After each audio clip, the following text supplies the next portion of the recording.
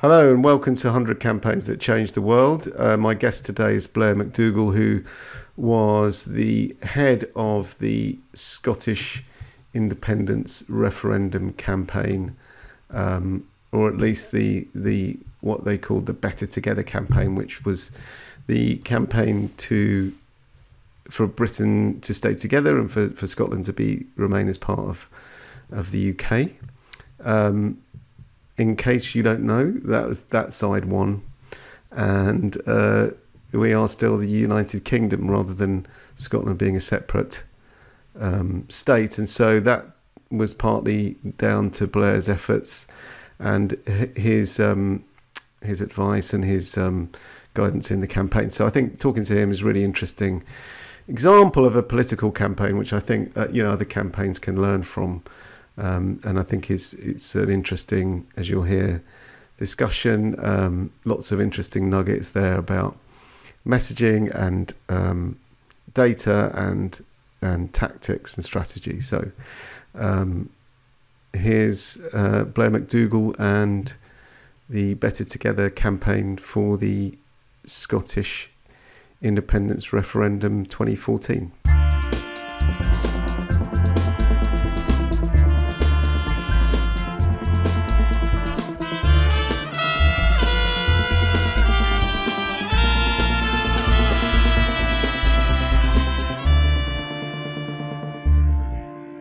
Hello and welcome to 100 Campaigns That Changed the World. It's a podcast that looks at the sort of hidden side of campaigning. And my guest today is Blair McDougall, who was Chief Strategist to the Better Together campaign during the 2014 Scottish Independence Referendum. Blair, just to start with, could you just say a word about how you got this gig as the as the director of the campaign, and how did you find yourself in that position? So my background was in political campaigning and communications. I'd been a special advisor in the Labour governments of Tony Blair and Gordon Brown. And this had to be for strategic reasons, a Labour-led campaign. So they were looking for a Labour person, a Scottish Labour person to run this thing.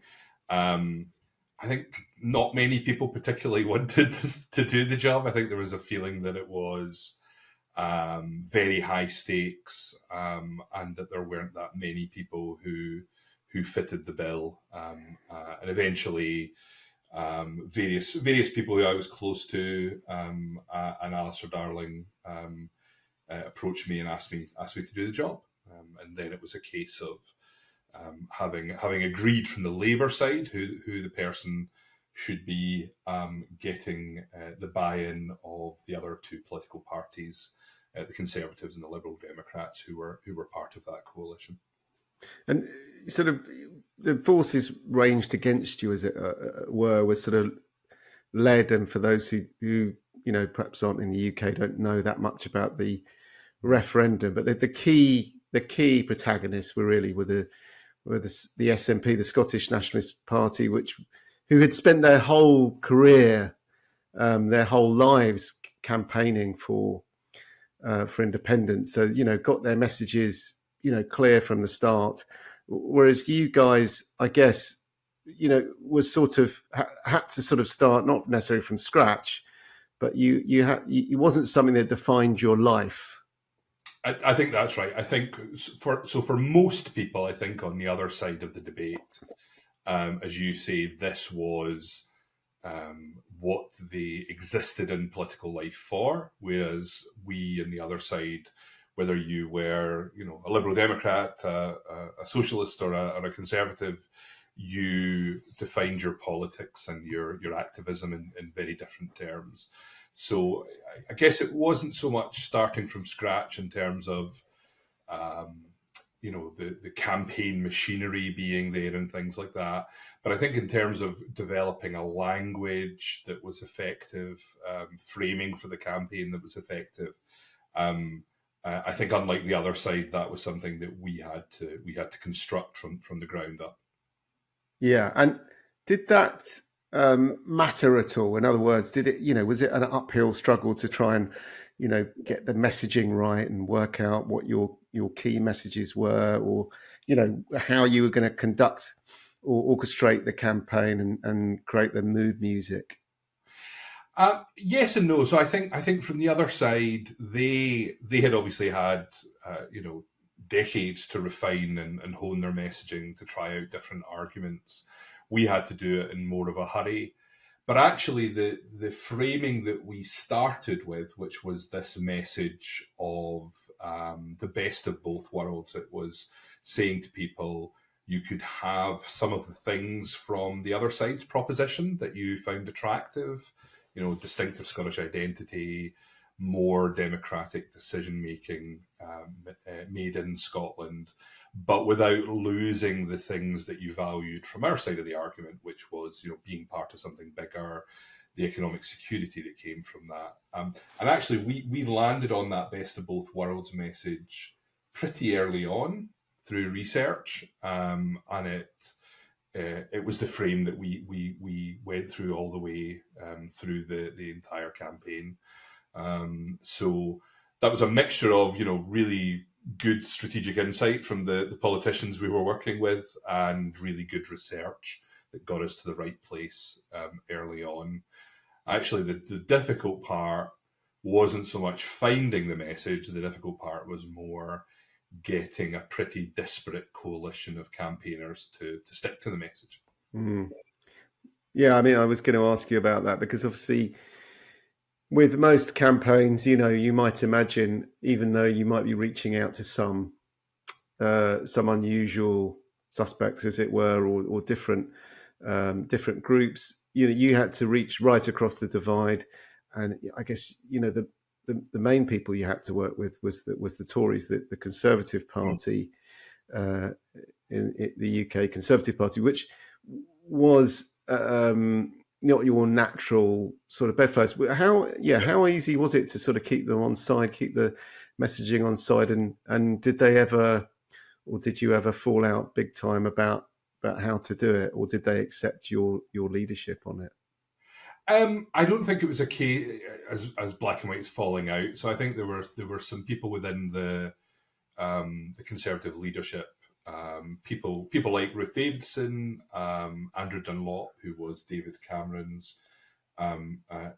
chief advisor, who really understood the strategy, really understood that this, in order to win this, it could not be a message about feeling very strongly British and a kind of land of hope and glory sort of campaign. That this was about reaching out to about a third of the electorate in the middle, for whom this wasn't really an identity question at all. It was a question of economic judgment. Really, it was a sort of pragmatic choice for them. However, I think in that sense, a Better Together campaign was no different than any other campaign where you have to draw together a coalition. You start necessarily with activists who already strongly believe in your core proposition, and you try and turn them into the most effective messengers for the people who don't already agree. And there's always a tension there in any campaign. But I think what changes when you're trying to bring three political parties together is, as you say, the interests, the ideologies, the personalities of those three parties are very different. And so the risk of diluting your message or making your message so vague that it becomes completely unstrategic and unfocused was always there. So I think we had to, as well as basing our research, basing our message on really strong research, and we had to also make a very strong case internally for why the message was what it was. A sort of constant internal diplomacy on behalf of the strategy, so that you kept the coalition together. And again, you mentioned that middle third, and also the issue of kind of the the data that the intelligence that you had about that middle third, and also the data in terms of contacting them. Do you think you're ahead of the other side on that issue? I mean, presumably you both knew you were fighting over this middle ground, but do you feel that you got it more right in terms of that middle ground, in terms of the messaging, in terms of contacting them, getting data?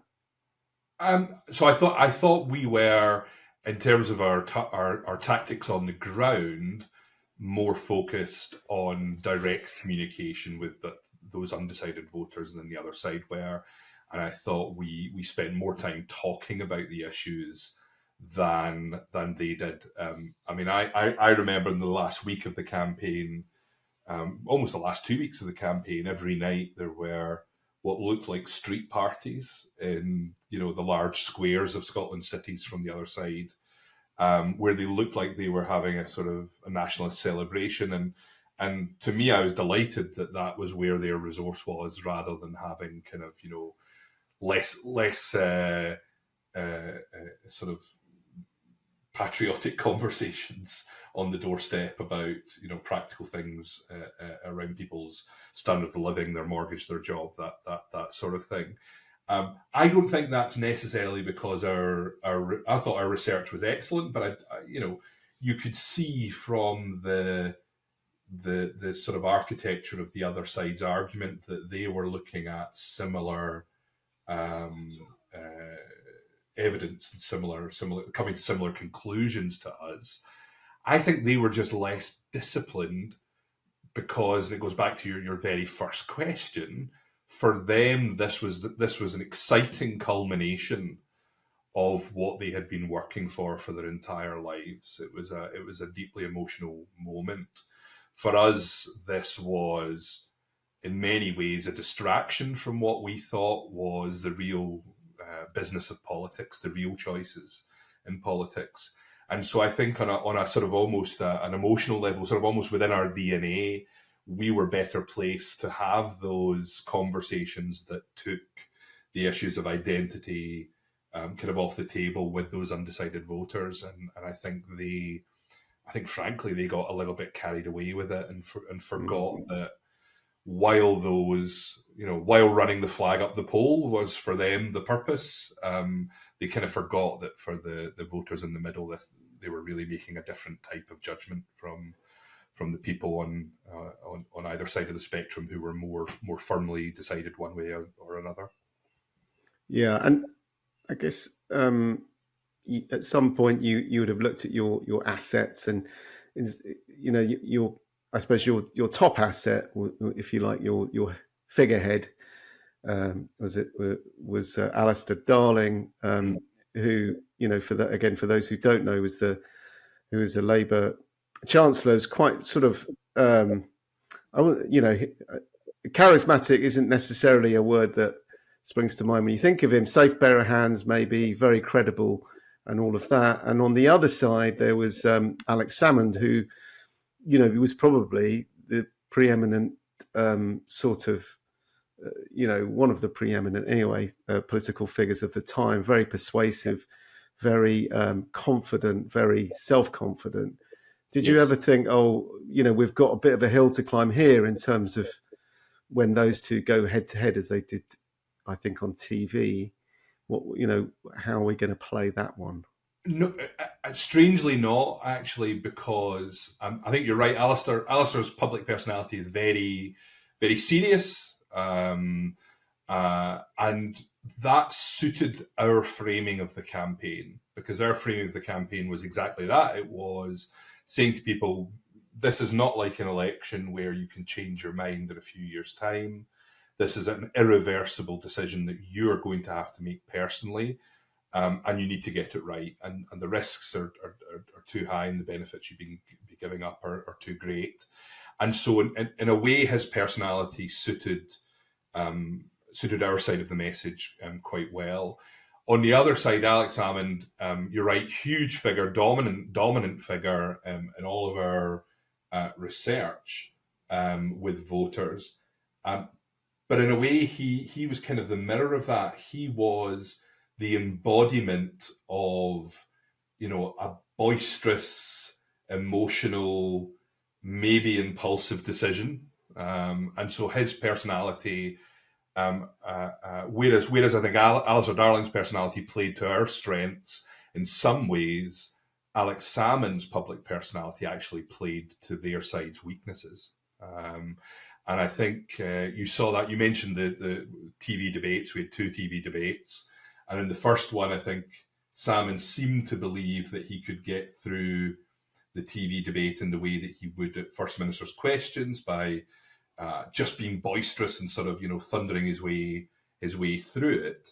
And actually, Alistair's more serious, almost sort of prosecutorial approach to it worked far better. And I think Alex Salmond ended up trimming his sails and did much better in the second debate by being a little bit more considered and a little bit less shouty. This time, 2014 was probably, it wasn't the start of social media, but it was perhaps the maturation of that first phase of social media being a thing in politics, people being on there. And so on the one hand, that was a tool that you could use, but on the other hand, it was the start perhaps of when things started to get a bit more nasty. Was that a factor? How did you deal with it? It was a factor, and I think it's inevitable for a couple of reasons that would have been the case. Firstly, I think referendums as a way of making decisions inevitably divide people into, very binary tribes. You're asking people to make a binary choice and to ignore all the things they have in common with each other when they should be looking more for common ground. And that, for me, is kind of what politics should be about. I think the other thing that made it inevitable was that this was about identity, and it was about the question of difference between different national groups and whether national groups were compatible with each other within existing institutions. And so I think those two things coming together with, I think, certainly for Alex Salmond, a very populist instinct made for an environment where the emergence of the types of debates we now take for granted as being very divisive on social media came through. I think the other thing in terms of social media, which was really a revelation for me within the campaign and came to me quite late on in the campaign, was that really for the first time in a campaign, the validity of an argument didn't rest on the journalistic credibility of the source of the information. It rested on your relationship with the person who was sharing the information within your social network. So I remember we did a focus group with a professional group of voters, a group of voters who weren't in our core kind of voter contact group, but we wanted to sort of keep tabs on them.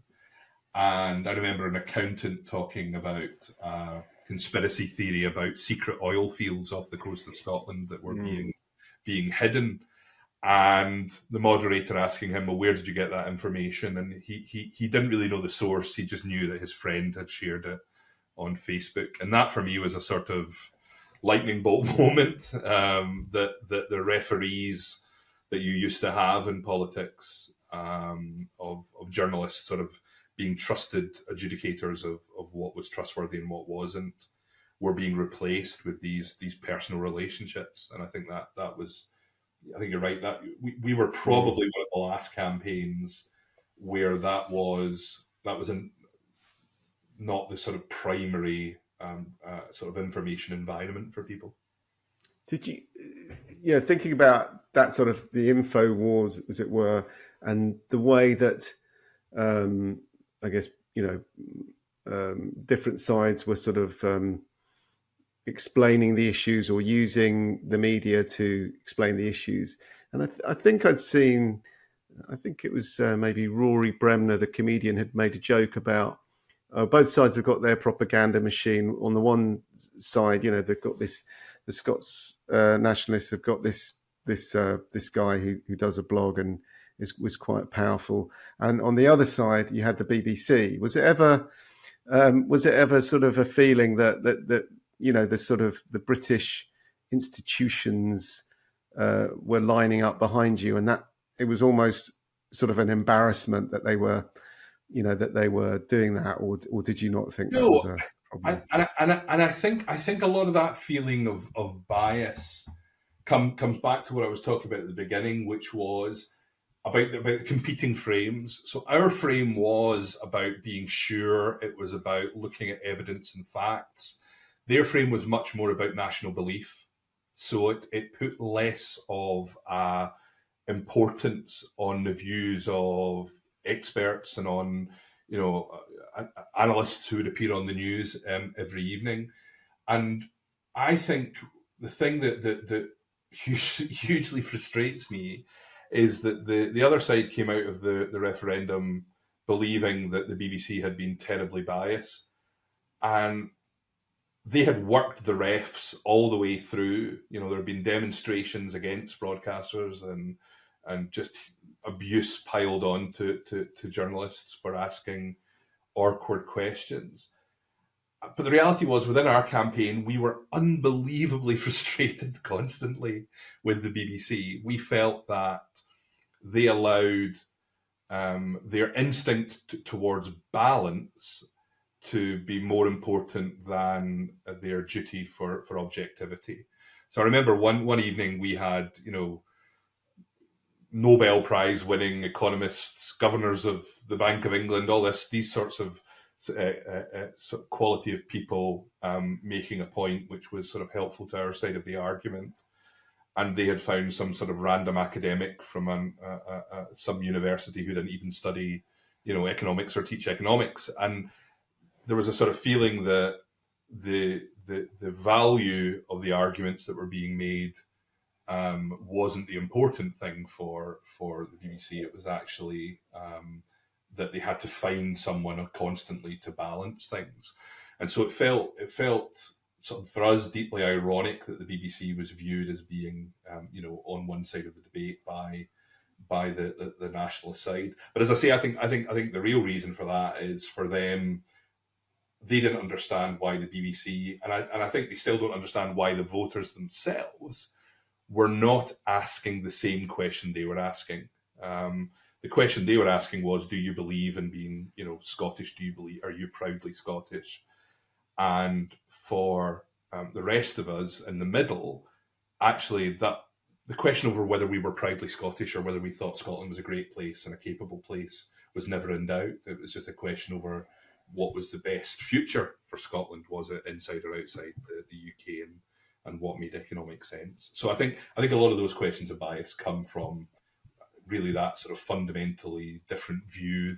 Okay, we're going to stop there for a short break, and we'll be back with Blair McDougall in a few moments.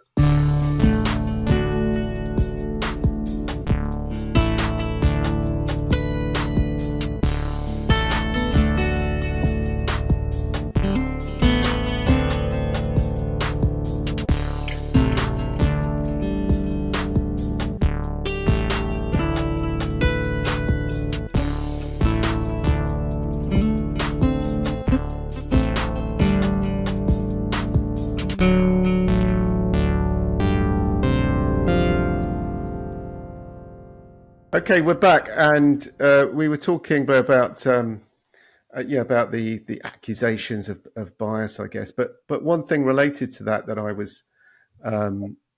was thinking about was the weaponization of the idea of Project Fear. So the idea, which I think was successfully weaponized in the Brexit campaign, of one side, you know, saying if you do this, then all these terrible things would happen.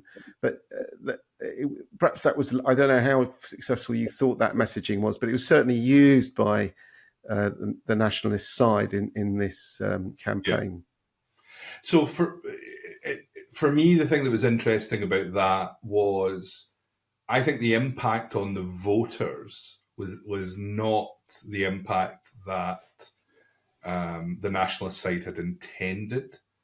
So voters, when they heard this language, it was a very kind of inside the beltway, insider kind of terminology, and they didn't know what the backstory was. They didn't know what the kind of history was behind it, and all they heard was the word fear, and that kind of reinforced an anxiety that they had.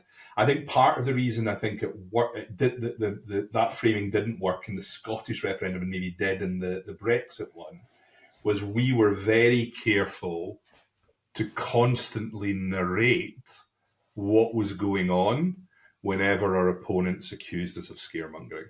So if they said in response to something an expert had said or something one of our spokespeople had said that we were scaremongering or fearmongering or whatever, we would be very careful to respond to that by saying, let's be clear, they are crying scaremongering because they do not have an answer to the question. It was really important to narrate for the voter and to sort of have that kind of meta narrative going alongside your actual messaging to explain what was happening. And I think you see that a lot in response to, as I think there's a failure a lot of the time in response to populist messaging, where, on these kind of culture war issues, people on the other side of the argument jump in and have the argument that their opponent wants them to have, instead of stopping for a second and explaining why your opponent has taken the position they have. So in these culture war examples, stopping for a moment and saying, look, the reason they want to talk about trans bathrooms or whatever it is because they don't want to talk about the economy, your standard of living, whatever the issue is that you would rather talk about as a campaigner. And that for us was what we did all the time, was just narrating, when they talk about Project Fear, when they try to dismiss rational concerns about the future of Scotland, it is because they do not have answers to these questions. And so sort of turning something, a message from them and an attack from them that was supposed to undermine our confidence into something which undermined voters' confidence in the other side. I don't want to turn this into a discussion about Brexit, but when you looked at the Brexit campaign and the Remain side, did you think that was just a less well executed campaign? Or, I mean, obviously there's a lot more going on, but did you feel, they've got some real problems with their messaging? So I think both the Brexit and the Scottish referendum both occurred because there was a crisis in the sort of shared identity which underpinned both of those unions. And I think that crisis was probably more pronounced between the UK and the European Union than it was between the UK and Scotland.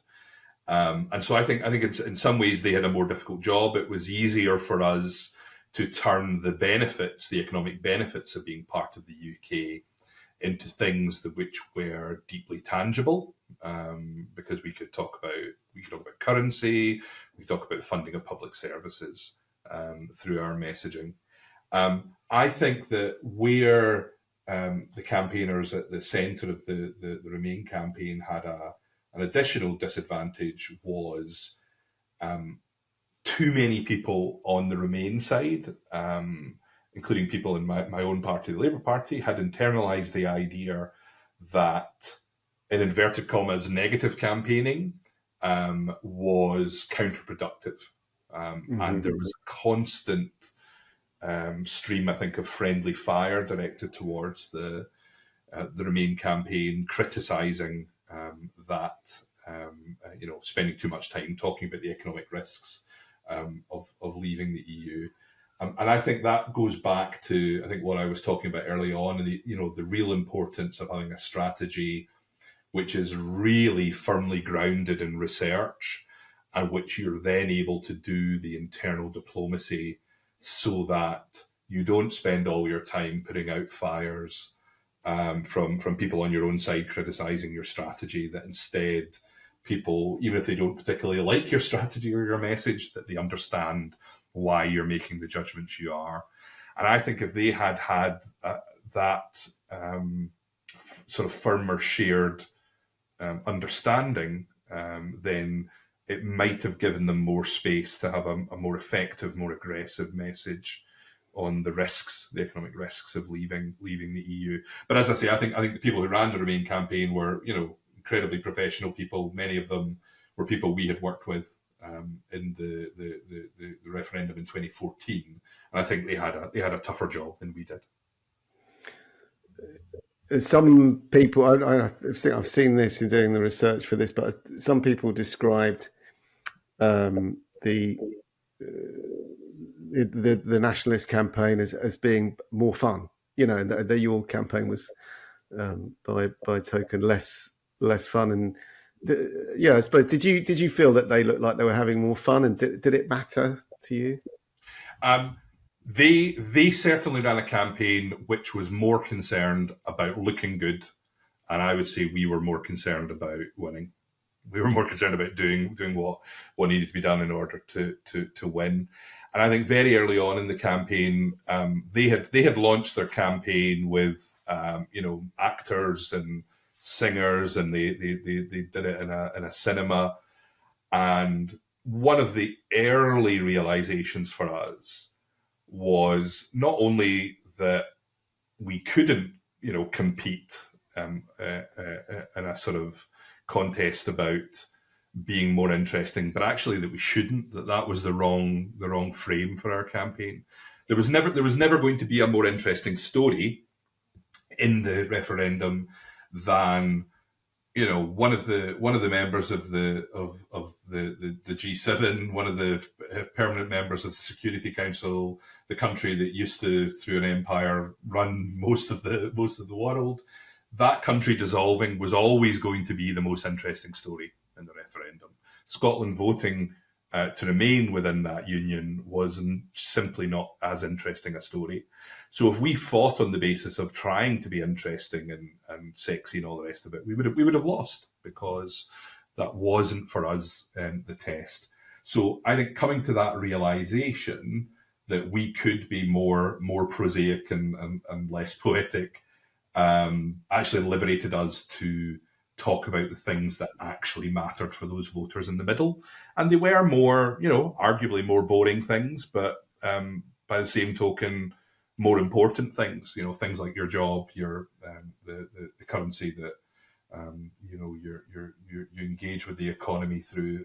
These were serious and sober things, but they were ultimately the things that those voters in the middle were making up their mind on. I think the other thing, as I mentioned earlier on, their whole strategy was about momentum. So their organizational output had to reflect that momentum. So they had to get people together in rooms. They had to have rallies and marches and visual sort of output that reflected the idea of a country that was on the move and a campaign that more and more people were coming towards. We didn't have that test, so we could quietly send people out and door to door to knock on selected doors in small groups and not really feel that we had to do those huge symbolic moments. And again, if we had joined in that fight, then we would have simply, I think, been reinforcing our opponent's frame instead of sort of patiently working through the economic and pragmatic arguments that in the end, I think, won it for us. There was a moment, I think, a week or two out from the referendum itself, where the polls looked like they were actually converging, and you looked like you'd lost momentum, and there was a wobble. At least it seemed that way. Did you have a wobble in terms of the strategy? Did you want to change course? Were there people saying that you should change course? Was there a panic in the ranks? I think there was. I don't think there was a panic. I think what there was a realization that having got through by that point 2.5 years of campaigning, without our side really facing any sort of crisis, that this was maybe an inevitable moment of drama that we had to get through to do that. I think there was also, I think all the way through, we expected there to be a moment where there was a sort of head versus heart moment, or a head versus heart decision that had to be made. And at one point, there would be a point where the heart took over. And I think you saw with movement in the polls, those people in the undecided group who were more heart than head starting to make their decision, whereas those people who were still, maybe more skeptical, more reacting to our messaging, didn't appear in the opinion polls as people who had made up their minds yet. They were still undecided. So I think an element of that was foreseen. But I think an element of it as well was that there was a kind of ebbing and flowing, particularly I think after the second TV debate. What it did enable us to do was to take the message that we had been offering all the way through of economic security alongside more decision making in Scotland, that best of both worlds message. It allowed us to take that moment and really use that moment to reinforce both those messages. So I remember writing a memo when there was a poll that had put the yes side, a YouGov poll that had put the yes side marginally ahead, and it seemed obvious to me that was an opportunity to reinforce the message about the seriousness of the decision, the irreversibility of the choice that people had to make. And so we spoke a lot about how there was no room for a protest vote, that this was an irreversible decision. And I think the other thing that happened that helped us to reinforce that side of the messaging, the kind of economic security and risk side of the messaging, was that the markets had a real reaction to the polls. Suddenly Scottish companies or UK-wide companies based in Scotland had lots of money wiped off of their value. It suddenly started to become a very real proposition, and I think that sucked a lot of the populist energy out of the other side. I think it went from being something that was cost-free to something that suddenly felt very real. And then on the more decisions made in Scotland side of our best of both worlds message, that moment enabled us to sort of knock together some heads, and instead of having 3 separate offers of what more powers looked like, so each of the 3 parties within our coalition had set out their own manifesto for what an enhanced and more powerful Scottish Parliament would look like. But that's obviously not a terribly clear message because it's 3 different policies from 3 different message carriers. And so that period enabled us to sort of bring that together under a clearer process, which helped us to sort of get back to the other side of the frame for us. So I think the lesson for me for any crisis and any moment of potentially doubting your strategy is you can either use a moment to panic and try and set a new course, or you can reevaluate and ask yourself, what about this moment is helpful to us? And I genuinely don't think we would have won by 11 points in the end had we not had that moment. I think lots of people who might have been tempted to vote to leave the UK, not out of huge conviction, but just out of a general sense of grievance, would have done so had there not been that moment, a couple of weeks out that sort of clarified for people that they were playing with live ammunition, that this was really going to happen if they voted. But you didn't get, because I can imagine if you're David Cameron, the UK Prime Minister at the time, of seeing the polls converging a bit, and then that one poll that showed them ahead, that he might have got on the phone and said, well, we need to, because while there's a gap between you, I guess he's happy with the strategy, but while when they converge, you know, there may have been a tendency to panic. So he didn't get on the phone to you, or did he? No, nothing like that. No. I mean, I remember we had scheduled an all staff call just to so we knew the people at the very, you know, core of the communications and team and operations teams were very level headed and weren't panicking in any way. But you want to spread that throughout your entire organisation. So I remember we had a call when we knew that poll was coming, just to say, look, here's how we're going to use this to our advantage. Don't worry. We knew there would be a tightening of the polls. And I remember I had left my my mobile phone in a taxi, and so was unable to call in. And I think that ended up creating a sense of oh my goodness, what's going on here? But no, I think what it did.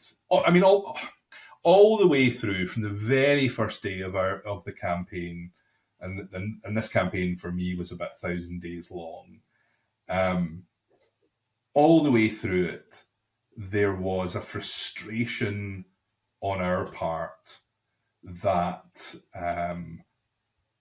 people on our side of the debate who valued remaining within the United Kingdom did not feel that this was a real proposition, and so felt they could keep their heads down, kind of ignore it, get on with their lives. And that was true whether if you were, you know, a potential donor to our campaign, a potential volunteer, or if you were, you know, a trade union leader or a business person whose workforces would be impacted if we had left the United Kingdom. And I think suddenly in those last 2 weeks, there was a sort of jolt of electricity that went through everyone, and sort of shook off that complacency that had been there all the way through. You know, I wouldn't pretend at the time I was sort of rubbing my hands together and saying this is great and how wonderful is this for our strategy. But, you know, with hindsight, it was, I think, probably the best thing that could have happened. And I guess psychologically, having an end date to the campaign is helpful. You said 1,000 days is a long time.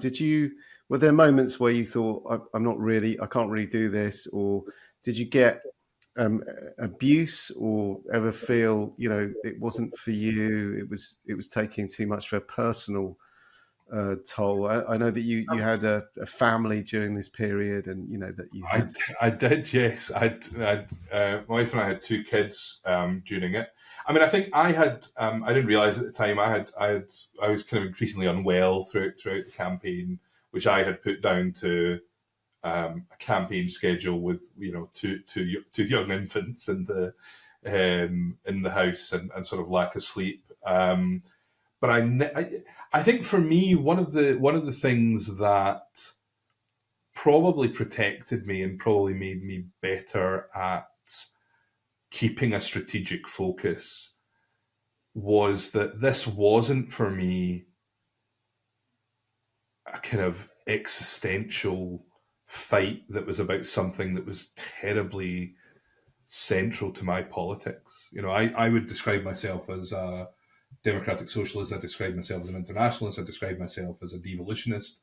But, you know, issues of identity and kind of Britishness and Scottishness are really important to me, but they are completely separate from my politics. So the struggle insofar as there was a struggle, was spending quite so long on something which felt deeply important, but not a kind of animating kind of political cause for me. I got an awful lot, and still do to this day. I had someone on Twitter the other day fantasizing about hanging me from a lamppost. For whatever reason, that kind of stuff has never really penetrated. And I think one of the skills, I'd say, one of the tactics for dealing with that kind of personal abuse and even threats that come your way to use them as a resource. I think and it was easy for me to do that, because a part of our whole message was that this, not just about the outcome of the referendum, but that the process of the referendum itself was something that was divisive and unpleasant. And so actually, when there was abusive, divisive, hateful behaviour against me personally, or against someone on our side of the debate, we simply used it as evidence to back up that part of our messaging. And there's something, there's something almost like karma about that if your opponents are, if they do overstep the mark, then I think it's absolutely fair game to use that abuse and that bad behaviour to damage the cause that they seemingly care so strongly about, that they are motivated to act in such a way. Well, Blair, it's been, we could talk for a lot longer, but we need to wrap it up. It's been really fascinating to speak with you today. So, yeah, thanks very much, and really appreciate it. Thanks a lot, Steve.